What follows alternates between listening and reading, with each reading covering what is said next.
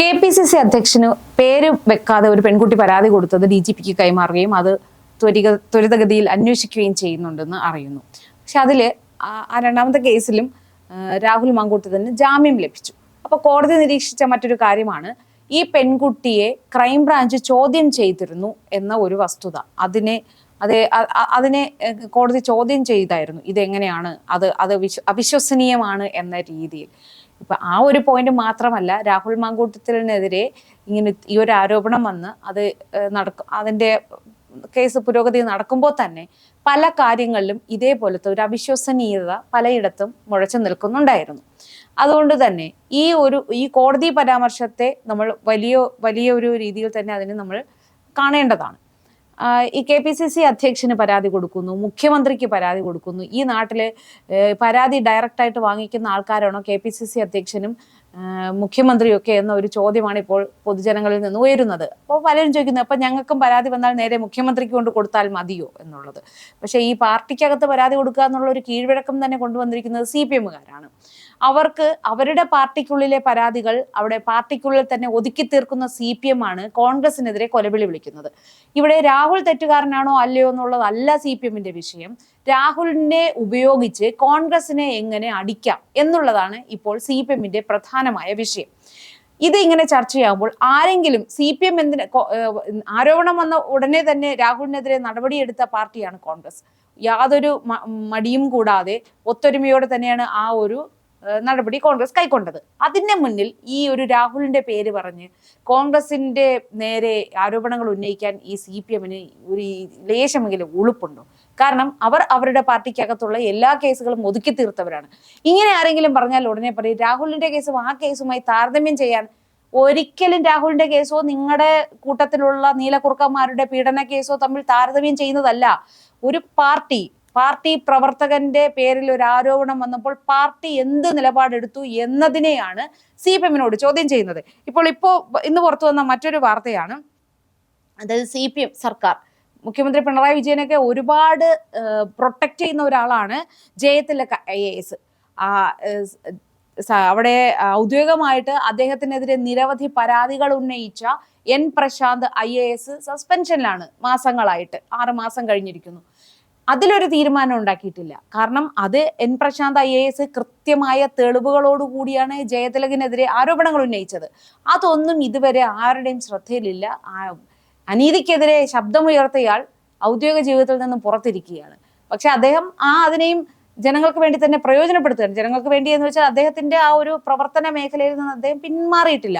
അദ്ദേഹം ജോലി നോക്കിയ എല്ലാ മേഖലകളിലും തന്നെ ഏത് ഡിപ്പാർട്ട്മെന്റിലായാലും ശരി, ഈ പ്രശാന്ത് എന്ന് പറയുന്ന IAS ഉദ്യോഗസ്ഥൻ അദ്ദേഹത്തിൻ്റെതായിട്ടുള്ള ഒരു വ്യക്തിമുദ്ര പതിപ്പിച്ചിട്ടുള്ള ഒരാളാണ്. പക്ഷെ അദ്ദേഹത്തിന്റെ സോഷ്യൽ മീഡിയയിൽ എഴുതി എന്നതിന്റെ പേരിലാണ് ഇത്തരം നടപടികൾ ഉണ്ടായിരിക്കുന്നത്. മാത്രമല്ല ജയതിലകിനെതിരെ ഇപ്പോ ലൈംഗിക ആരോപണവും ഉന്നയിക്കപ്പെട്ടിരിക്കുകയാണ്. സെക്രട്ടേറിയറ്റ് ജീവനക്കാരുടെ പരാതി മുഖ്യമന്ത്രി പൂഴ്ത്തിവെച്ചത് 2 വർഷം. അത് പ്രധാനമായി നമ്മൾ ശ്രദ്ധിക്കേണ്ട ഒരു കാര്യമാണ്. ഇപ്പോ ചേച്ചി, അവിടെ രാഷ്ട്രീയ പകപോക്കലിന് മുഖ്യമന്ത്രിക്ക് ഉപയോഗിക്കാൻ പറ്റില്ലല്ലോ ആ പരാതി. ജയതിലക് വേണ്ടപ്പെട്ട ആളാണ്, അയാൾക്കെതിരെ ഒന്നും ചെയ്യാൻ പറ്റില്ല, അപ്പൊ ചെയ്യാൻ താല്പര്യമില്ല. ഇവിടുത്തെ പല കാര്യങ്ങൾക്കും കൂട്ടു നിൽക്കുന്നയാളാണല്ലോ ജയതിലക്. പാർട്ടിക്കാരനെ പോലെ തന്നെ ഒരു പാർട്ടിക്കാരനൊക്കെ മുകളിൽ പാർട്ടി സംരക്ഷിക്കുന്ന ഒരാളാണ് ഈ ജയതിലക് എന്ന് പറയുന്ന IAS ഉദ്യോഗസ്ഥൻ. ചീഫ് സെക്രട്ടറി ആണ് അദ്ദേഹം. അപ്പോൾ ഒരു സെക്രട്ടേറിയറ്റ് ജീവനക്കാരിയെ ഒരു സ്ത്രീ കൊടുത്ത പരാതിയാണ് 2 വർഷം മുഖ്യമന്ത്രി പൂഴ്ത്തിവെച്ചു എന്ന് പറഞ്ഞാൽ മുഖ്യമന്ത്രിയുടെ ഓഫീസിൽ പൂഴ്ത്തിവെച്ചു എന്ന് തന്നെയാണ് നമ്മൾ മനസ്സിലാക്കേണ്ടത്. അതേസമയം പക്ഷെ ഇനി പറയാൻ പോകുന്ന അതിന്റെ ഒരു കാര്യമുണ്ട്. ഇനി പറയാൻ പോകുന്നത് എന്താണെന്ന് പറയാം, മുഖ്യമന്ത്രി അറിഞ്ഞില്ല പരാതി കൊടുത്തത്. അതെങ്ങനെ? മുഖ്യമന്ത്രിയുടെ ഓഫീസല്ലേ കൈകാര്യം ചെയ്യുന്നത്. മുഖ്യമന്ത്രി അറിഞ്ഞോ ഇല്ലയോ എന്നുള്ളതല്ല. സ്വർണ്ണക്കൊള്ളയുടെ വിഷയത്തിൽ പറഞ്ഞില്ലേ, മന്ത്രിക്കൊന്നും അറിയില്ലായിരുന്നു. അതെ, അത് മന്ത്രിയുടെ വിഷയമല്ല. മുഖ്യമന്ത്രി ഓഫീസിൽ പരാതി കൊടുത്ത് ഓഫീസിലെ സ്റ്റാഫ് ആയിരിക്കും അത് കൈകാര്യം ചെയ്യുന്നത് എന്ന രീതിയിലുള്ള മറുപടി നമുക്ക് അവരിൽ നിന്ന് പ്രതീക്ഷിക്കാം. അപ്പോ ഈ ഒരു കാര്യത്തിൽ ഇപ്പൊ ഇതെല്ലാം പുറത്ത് വരുന്നുണ്ടേ. അപ്പൊ ഈ കോൺഗ്രസിനെ അടിക്കാമെന്ന് വിചാരിച്ച് ഇവർ ചെയ്യുന്നതെല്ലാം ഇവർക്ക് തിരിച്ചടിയായി മാറി തന്നെ വരികയാണ്. ഇത് മാത്രമല്ല, ഈ ജയതിലകിനെതിരെ ഛത്തീസ്ഗഡിൽ പോക്സോ കേസുമുണ്ട് എന്നാണ് അറിയാൻ കഴിയുന്നത്. ഈ സ്ത്രീ പീഡകനായ ജയതിലകനെ മുഖ്യമന്ത്രി സംരക്ഷിക്കുമെന്ന് ഇപ്പോൾ ഇത് ആരോപണമായി വന്നിട്ടുള്ളത് BJP നേതാവായ ശോഭാ സുരേന്ദ്രനാണ്. പറയുന്നത് ആരോ ആവട്ടെ, ഈ കാര്യത്തിൽ കഴമ്പുണ്ടോ എന്നുള്ളതല്ലേ വെളിപ്പെടുത്തേണ്ടത്. ഇപ്പൊ മുഖ്യമന്ത്രിക്ക് 2 വർഷമായി അങ്ങനെ ഒരാൾ പരാതി കൊടുത്തിട്ടില്ലെങ്കിൽ അത് വ്യക്തമാക്കണം. അത് മാത്രമല്ല, ഇനി മറ്റൊരു, ഈ ഏതൊരു പീഡന വിഷയത്തിലും ഇടതുപക്ഷ സഹയാത്രികരാണ് പ്രതിയായിട്ടുണ്ട് എങ്കിൽ അവരെ ഒളിപ്പിക്കാനും പൊതിഞ്ഞു പിടിക്കാനും എല്ലാം ഈ CPM നല്ല കഴിവാണ്. എന്നിട്ട് ഇത്ര ക്വാളിറ്റി ഈ തറ ലെവലിൽ നിൽക്കുന്ന CPM ആണ് ഒരു ആരോപണം വന്ന ഉടനെ, അതായത് കോൺഗ്രസിന്റെ ഒരു കരുത്തനായ ഒരു നേതാവെന്ന് തന്നെ പറയണം രാഹുൽ മാങ്കൂട്ടത്തിലിനെ, ആ രാഹുൽ മാങ്കൂട്ടത്തിലിനെയാണ് കോൺഗ്രസിൽ നിന്ന് പുറത്താക്കിയിരിക്കുന്നത്. എന്നിട്ടും ഇപ്പോഴും കോൺഗ്രസിനെതിരെ ഈ രാഹുൽ ഒരു കോൺഗ്രസ് നേതാവ് എവിടെ പുറത്തിറങ്ങിയാലും മൈക്കും കൊണ്ട് ഇടിച്ചിട്ട് രാഹുൽ മാങ്കൂട്ടത്തിൽ എന്ന് മാധ്യമ പ്രവർത്തകർ ചോദിക്കുന്നതിന് നാണമില്ലേ എന്നാണ് ചോദ്യം. ഇതേ ചോദ്യങ്ങൾ അപ്പുറത്തെ സൈഡിൽ ഇവരെന്താ ചോദിക്കാത്തത്? അതിന് ഇവർക്ക് മറുപടിയില്ലേ? അല്ല, കടക്ക് പുറത്തെന്ന് പറഞ്ഞാൽ എന്ത് ചെയ്യും? ആ ഒരു പേടി ഉണ്ടാവും. പിന്നെ ഇപ്പോ തന്നെ ചലച്ചിത്ര മേളയുമായി ബന്ധപ്പെട്ട് ഒരു ആരോപണം വന്നിട്ടുണ്ട്. ഒരു സിനിമാ പ്രവർത്തകയോട് അപമര്യാദയെ പെരുമാറി. അതിലൊന്നും ആർക്കും പരാതിയില്ലേ? അല്ല, തെരഞ്ഞെടുപ്പ് കഴിയട്ടെ, ഇപ്പൊ തെരഞ്ഞെടുപ്പിന്റെ തിരക്കിലാണ്, അത് കഴിഞ്ഞ് ആ പരാതി പരിഗണിക്കാം എന്നുള്ള രീതിയിലാണ് പോകുന്നത് മുന്നോട്ട്. ചേച്ചി പറഞ്ഞതുപോലെ രാഹുൽ മാങ്കൂട്ടത്തിലിന്റെ വിഷയം ആദ്യം മുതലേ CPM നടത്തുന്നത് എന്താണ്, ഇരയ്ക്കൊപ്പം നിൽക്കുന്ന നിലപാടായിരുന്നില്ല, രാഷ്ട്രീയ മുതലെടുപ്പിന് തന്നെയാണ് ആദ്യം മുതലേ ശ്രമിച്ചുകൊണ്ടിരിക്കുന്നത്. ഇപ്പോ ഇന്നലെ രാഹുലിന് ഉപാധികളോടെ ജാമ്യം ലഭിച്ചിട്ടുണ്ട്. സ്വാഭാവികമാണ്, ഉപാധികളോട് മാത്രമാണല്ലോ ജാമ്യം കൊടുക്കാൻ കഴിയുന്നത് ഈ ഒരു വിഷയത്തില്. ചേച്ചി പറഞ്ഞതുപോലെ 23-കാരിയാണ്. പരാതി ആദ്യം പോകുന്നത് KPCC പ്രസിഡന്റിനാണ്. എന്തുകൊണ്ട് പോലീസിന് പരാതി കൊടുത്തില്ല എന്നൊരു ചോദ്യമുണ്ട്. അതുപോലെ മുഖ്യമന്ത്രിക്ക് പരാതി കൊടുക്കുന്നു. ഇന്നലെയല്ല, കഴിഞ്ഞ ദിവസം KPCC പ്രസിഡന്റ് ഒരു മാധ്യമത്തിന് കൊടുത്ത ഒരു ഇന്റർവ്യൂവില് KPCC പ്രസിഡന്റ് പറഞ്ഞ കുറച്ച് കാര്യങ്ങളുണ്ട്. അത് എനിക്ക് വളരെ ഗുരുതരമായിട്ട് തോന്നിയ ഒരു കാര്യമാണ്. KPCC പ്രസിഡന്റിന് പേര് പോലും ഇല്ലാത്ത പരാതി ലഭിക്കുന്നു. KPCC പ്രസിഡന്റ് പരാതി ലഭിച്ച് സെക്കൻഡുകൾക്കുള്ളിൽ എല്ലാ ചാനലുകളിലും ഈ പരാതിയെ പറ്റി കാണിക്കുന്നു. അപ്പൊ ആദ്യത്തെ ചോദ്യം ഇതാണ്, എനിക്ക് കിട്ടിയ പരാതി ഞാൻ കൊടുക്കാതെ അത്രയും വേഗം ആ സെക്കൻഡുകൾക്കുള്ളിൽ മാധ്യമങ്ങൾക്ക് കിട്ടണമെങ്കിൽ ആദ്യം ആ പരാതി കൊടുത്തത് ആർക്കായിരിക്കും? അത് സ്വാഭാവികമായി ചോദിക്കുന്ന ഒരു ചോദ്യമാണ്. അതിനുശേഷം പ്രതിപക്ഷ നേതാവുമായി ആലോചിച്ചിട്ടാണ് വളരെ പെട്ടെന്ന് തന്നെ പരാതി DGPക്ക് കൈമാറിയത്. അതിൻ്റെ അകത്തും വ്യക്തമായ ഒരു കാര്യം പറയുന്നതെന്ന് വെച്ചാൽ, KPCC പ്രസിഡന്റിന് ഒരു സംശയമുണ്ട്, ഇത് തങ്ങളെ രാഷ്ട്രീയമായി കുടുക്കാൻ വേണ്ടി ചെയ്ത, അല്ലെങ്കിൽ രാഷ്ട്രീയ പ്രേരിതമായി വന്നതാണോ ഈ രണ്ടാമത്തെ പരാതി എന്ന ഒരു സംശയം.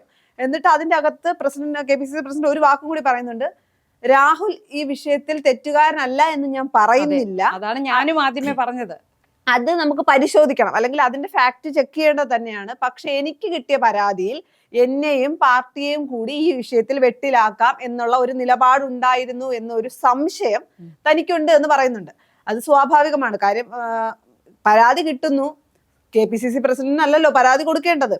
ഇപ്പൊ ചേച്ചി കോൺഗ്രസ് പാർട്ടിക്ക് അകത്തുള്ള ഒരു പെൺകുട്ടിയാണെന്ന് ഇരിക്കട്ടെ, ഒരു എക്സാമ്പിൾ, യൂത്ത് കോൺഗ്രസിന്റെ ഒരു പ്രവർത്തകയാണെങ്കിൽ ഓക്കെ, പരാതി KPCC പ്രസിഡന്റ് പേരോടുകൂടി കൊടുക്കണം, അല്ലെ? ഞാൻ യൂത്ത് കോൺഗ്രസിന്റെ പ്രവർത്തകയാണ്, എനിക്ക് ഇങ്ങനെ ഒരു മോശം അനുഭവം ഉണ്ടായിട്ടുണ്ട്. ഇതങ്ങനെയല്ല, വളരെ പെട്ടെന്ന് ഈ പരാതി മാധ്യമങ്ങൾക്ക് കിട്ടുന്നു. അപ്പൊ അത് രാഷ്ട്രീയമായി തന്നെയും കോൺഗ്രസിനെയും, കാര്യം തെരഞ്ഞെടുപ്പ് സമയം കൂടിയാണല്ലോ, വെട്ടിലാക്കാനാണോ എന്നുള്ള ഒരു ചോദ്യമുണ്ട്. ഈ വാർത്തയ്ക്ക് പിന്നാലെയാണ് കോടതിയിൽ നിന്ന് ഇതിന് സമാനമായി അല്ലെങ്കിൽ പരാമർശമുണ്ട്. അപ്പൊ സ്വാഭാവികമായിട്ട് നമുക്ക് തോന്നുമല്ലോ ഇത് രണ്ടും കൂടി കണക്ട് ചെയ്യുമ്പോൾ. കാര്യം, ആദ്യം പറയുന്ന സമയത്ത് എനിക്കങ്ങനെ ഞാനിങ്ങനെ വാർത്ത കണ്ട സമയത്ത് ഞാനൊന്ന് നോക്കി, കാര്യം എന്താണ് അങ്ങനെ പറയാനുള്ള കാര്യം. അപ്പം മാധ്യമങ്ങൾക്കാണ് പരാതി വളരെ പെട്ടെന്ന് അവർക്ക് സെക്കൻഡുകൾക്കുള്ളിൽ കിട്ടുന്നു എന്ന് പറഞ്ഞത് എന്നിൽ സംശയം ഉണ്ടാക്കി, അല്ലെങ്കിൽ എനിക്ക് സംശയം തോന്നി എന്നാണ് KPCC പ്രസിഡന്റ് പറഞ്ഞത്. അപ്പൊ ഞങ്ങൾക്ക് ഇനി അങ്ങനെ ആയിരിക്കുമോ? പക്ഷെ എന്നിട്ടും പുള്ളി പറയുന്നുണ്ട്, രാഹുൽ തെറ്റ് ചെയ്തിട്ടുണ്ടോ എന്ന് ആ വിഷയത്തിൽ ഫാക്ട് ചെക്ക് ചെയ്യണം. ഇത് എന്നെയും പാർട്ടിയെയും കൂടി ഈ വിഷയത്തിൽ പെടുത്താൻ, അല്ലെങ്കിൽ രാഷ്ട്രീയ പ്രതിരോധത്തിലാക്കാൻ വേണ്ടിയിട്ടാണോ എന്നൊരു സംശയമാണ് പറഞ്ഞത്. ഇന്നലെ കോടതിയിൽ നിന്ന് ചോദിച്ചെന്താണ്, ഈ പെൺകുട്ടിയെ പീഡിപ്പിച്ചു, അല്ലെങ്കിൽ ഇരയെ പീഡിപ്പിച്ചിട്ട് 2 വർഷമായി, എന്തുകൊണ്ട് പരാതി കൊടുത്തില്ല എന്ന് പറയുന്നത് ഒരു ചോദ്യമാണ്. പിന്നെ അവർക്ക് കേസുമായി മുന്നോട്ട് പോകാൻ താല്പര്യമില്ലാത്ത അവർ എങ്ങനെയാണ് നേരത്തെ മൊഴി കൊടുക്കുന്നത്? അത് സ്വാഭാവികമായി ചോദിക്കുന്ന ഒരു ചോദ്യമാണല്ലോ ചേച്ചി. നേരത്തെ മൊഴി കൊടുത്തിരുന്നു. ഈ ഒരു പരാതിക്കാരിയെ കുറിച്ച് ആർക്കും അറിയോ പേരില്ല, KPCC അറിയോ പോലും ഇല്ലായിരുന്നു. പക്ഷെ ക്രൈംബ്രാഞ്ചിന് മൊഴി കൊടുത്തു എന്നും പറയുന്നു. പിന്നെ അതുപോലെ തന്നെ അതിന്റെ അകത്ത് മറ്റൊരു കാര്യം എന്ന് പറയുന്നത്, സ്വകാര്യതയും ഭാവിയും നശിക്കുമെന്ന ഭയന്നാണ് പരാതി നൽകാതിരുന്നതെന്നാണ് KPCCക്ക് നൽകിയ പരാതിയിൽ പറയുന്നത്. എന്നാൽ ഇന്നലെ കോടതിയിൽ പറഞ്ഞത് കോടതിയുടെ പോലീസിനോട് പറഞ്ഞ രാഹുൽ വിവാഹം കഴിക്കുമെന്ന് വിശ്വസിച്ച് പരാതി നൽകാതിരുന്നു. അപ്പോൾ പോലീസിന് നൽകിയ മൊഴിയിലും KPCC പ്രസിഡന്റിന് നൽകിയതിലും വലിയ വ്യത്യാസങ്ങളുണ്ട്. അപ്പൊ അതിന്റെ അകത്ത് അതൊരു രാഷ്ട്രീയ മുതലെടുപ്പിനാണോ എന്നുള്ള കാര്യം. പക്ഷെ ഇന്ന് VD സതീശൻ പറഞ്ഞിട്ടുണ്ട്, തനിക്ക് അങ്ങനെ തോന്നുന്നില്ല. സണ്ണി ജോസഫ് KPCC പ്രസിഡന്റ് എന്ന നിലയ്ക്ക് തനിക്ക് തോന്നിയ കാര്യമാണ് പങ്കുവച്ചത്. അപ്പം VD സതീശ് ഇങ്ങനെ പറയുന്നുണ്ട്, ഇത് എനിക്ക് അങ്ങനെ തോന്നില്ല. അപ്പൊ ഇന്ന് മുഖ്യമന്ത്രി മാധ്യമങ്ങളെ കണ്ട സമയത്ത് വളരെ രീതിയിൽ വിമർശിച്ചിട്ടുണ്ട്. എന്താണ് കോൺഗ്രസിലുള്ളവർ പെണ്ണുപിടി ആ ഒരു തരത്തിലേക്കൊക്കെ വിമർശിച്ചിട്ടുണ്ട്. അപ്പം KK രമ മാധ്യമങ്ങളെ കണ്ടപ്പോൾ പറഞ്ഞൊരു കാര്യം, ഞാൻ പ്രത്യേകിച്ച് പറയാനൊരു കാര്യമുണ്ട് ചേച്ചി.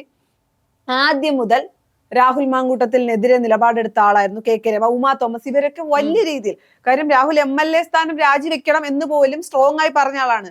എന്താണ്, ഞാൻ ആ മുന്നണിക്കൊപ്പമാണ്, അതുകൊണ്ട് ഞാൻ പറയുമെന്ന് മാധ്യമങ്ങളോട് സ്ട്രോങ് ആയി പറഞ്ഞ ആളാണ് KK രമ. ഇന്ന് KK രമ ചോദിച്ചൊരു കാര്യമുണ്ട്, ഇത് പറയാൻ എന്ത് ധാർമ്മികതയാണ് പിണറായി വിജയനുള്ളത്?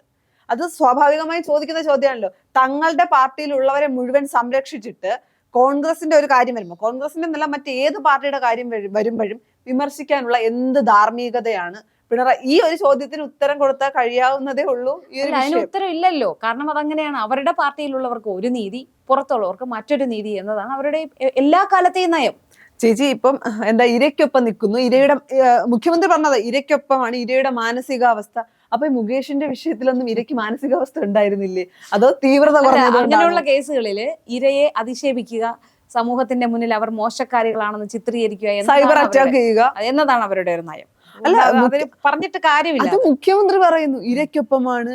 അത് എനിക്ക് മനസ്സിലാവുന്നില്ല, എന്റെ ലോജിക്ക് എന്താണ്? എന്താ തീവ്രത കുറഞ്ഞ പീഡനം? ഈ മുഖ്യമന്ത്രിയുടെ ഓഫീസിലാണ് 2 വർഷമായി ഒരു സെക്രട്ടറി ജീവനക്കാരുടെ പരാതി തന്നെ പൂഴ്ത്തിവെച്ചിരിക്കുന്നത്. അപ്പൊ ആ ഇരയ്ക്ക് നീതി വേണ്ട, ആ ഇരയ്ക്ക് നീതി വേണ്ട. നമ്മുടെ ആൾക്കാർക്കെതിരെ ഉള്ളവർക്കൊന്നും നീതി വേണ്ട, അല്ലാത്തവർക്ക്. എവിടെ രാഷ്ട്രീയമായി മുതലെടുക്കാൻ പറ്റും അവിടെ ഇരയ്ക്കൊപ്പവും മറുവശത്ത് വേട്ടക്കാരനൊപ്പവുമാണോ സർക്കാർ നിൽക്കുന്നത്? അത് തന്നെയാണ് സർക്കാരിന്റെ ഒരു രീതി.